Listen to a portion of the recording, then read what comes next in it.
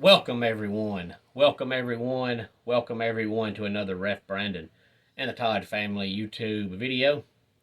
Wherever you are, whatever you may be doing, thank you so much for making Ref Brandon and the Todd family a part of your day.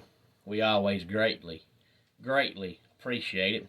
It's a Wednesday, so of course that means it's time for another weekly top 10 countdown that we do each and every Wednesday here on the channel. If you ever have any comments, thoughts, suggestions, or ideas for a top 10 countdown, please feel free to let me know.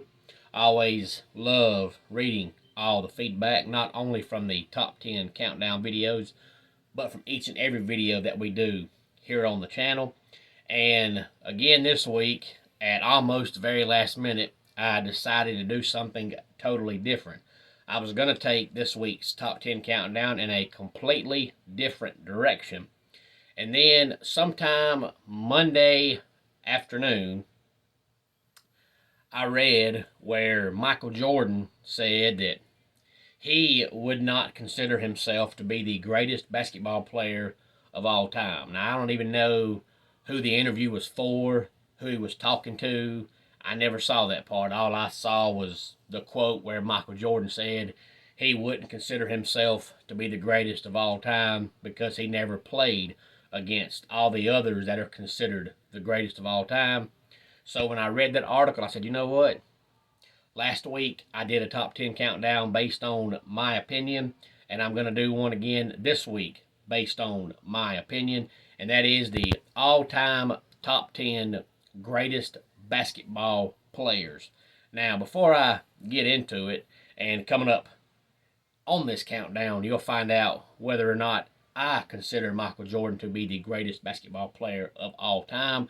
But before I get into it, let me first start out by saying that I look at basketball and baseball differently than I do football. And for me, it would be really hard to ever do a top 10 countdown that was called greatest football players of all time. And the reason is, in football, you only play one position.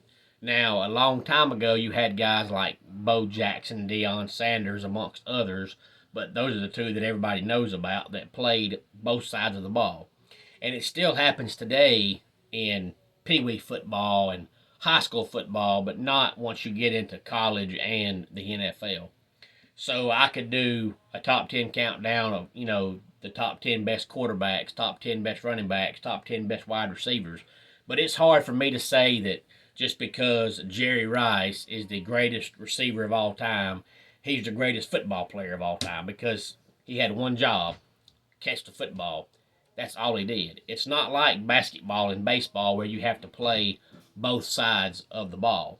So to me, it would be harder to do a football top 10 list as far as greatest players, just because each player only has their one position, and their one position is their one job. Whether you're a quarterback, an offensive lineman, defensive lineman, or a kicker. I can't sit here and say that a kicker is the greatest player of all time. He had one job: kick the ball. And it's hard for me to say because you were a good kicker, you were an all-time great football player. I just can't do that. But basketball and baseball is a little bit different because you play both sides of the ball. So when I get into this top 10 countdown, you'll notice along the way that each person on this list was great at offense and defense, because I could do a top 50 and I would never put Carmelo Anthony in my list, and I would never put James Harden in my list, because all they do is score. That's what they do. They're good at what they do, but basketball is more than just scoring. That's all they do. So I would never put guys like that on the list, just like opposite side, Dennis Rodman. Dennis Rodman was a great defensive player, but at times he was a liability on the offensive side because he couldn't score. You can't be just a great scorer and be a great basketball player. You can't be just a great defensive player and be a great basketball player. You have to be an all-around great player in order to be a top 10 player, in my opinion. Have any thoughts on this? Please feel free to let me know. And then, of course, as always, when I get done, I'll tell you a few names that were just outside the top 10, but they were still great basketball players. Number 10 on my list is Kevin Durant.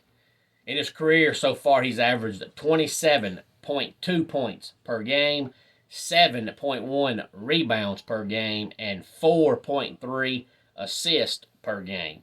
Now, there's only two guys that are still currently playing that are on this list, and of course, that was Kevin Durant, so you can guess who the other one is, obviously.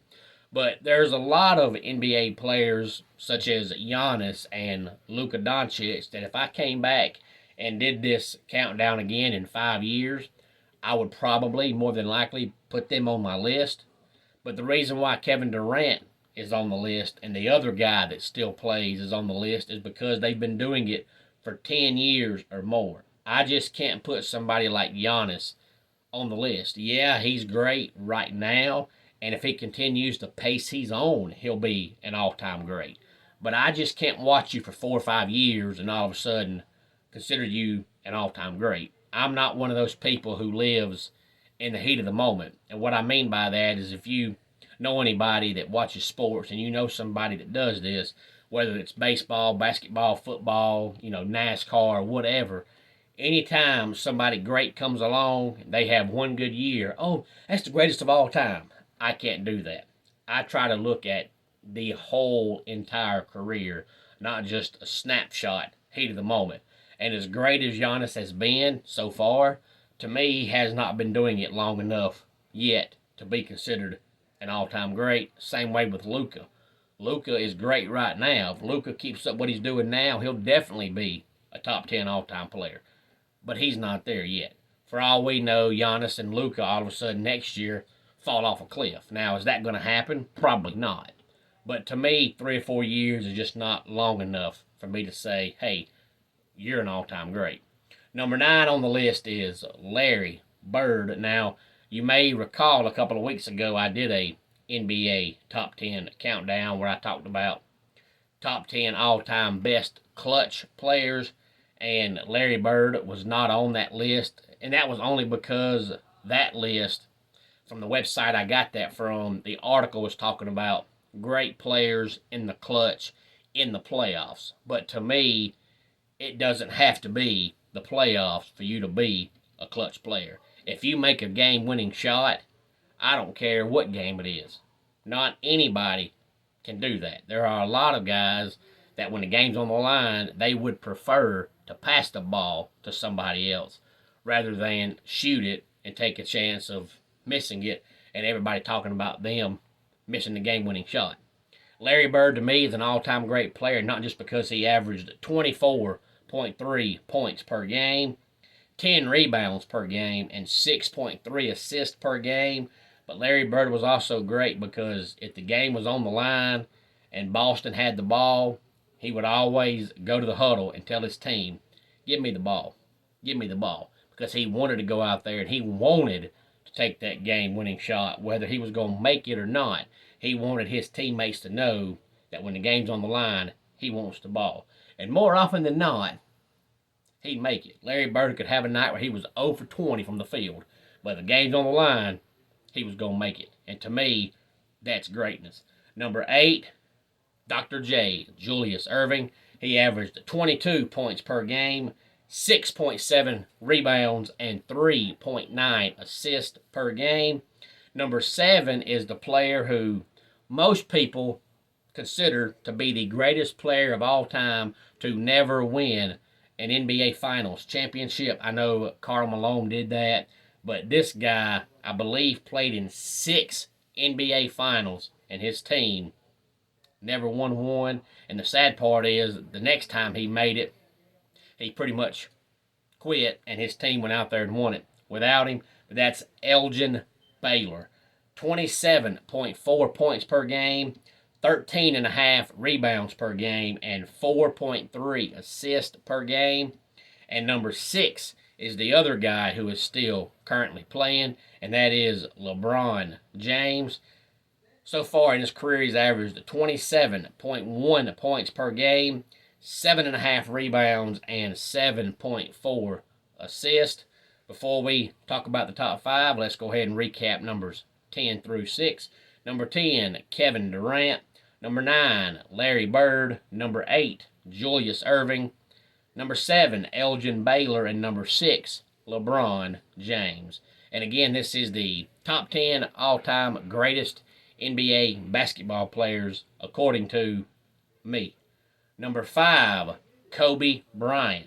He averaged 25 points per game, exactly 5.2 rebounds and 4.7 assists.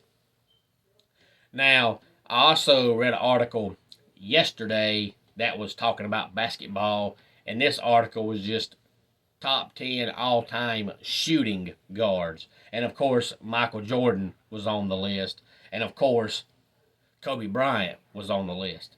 To me, it's a lot easier to do a list like that where you're only talking about a certain position and you're only talking about one certain thing, because when people say top 10 best shooting guards, they're focused on one thing, shooting the ball, and that's it. And Kobe was a phenomenal shooting guard, and that's why he's number 5 on the all-time best basketball players list. Number 4, Wilt Chamberlain. He averaged 30.1 points per game, 22.9 rebounds per game, and 4.4 assists per game. Number 3, Lou Alcindor, who of course is better known as Kareem Abdul-Jabbar. He averaged 24.6 points per game, 11.2 rebounds per game, and 3.6 assists per game.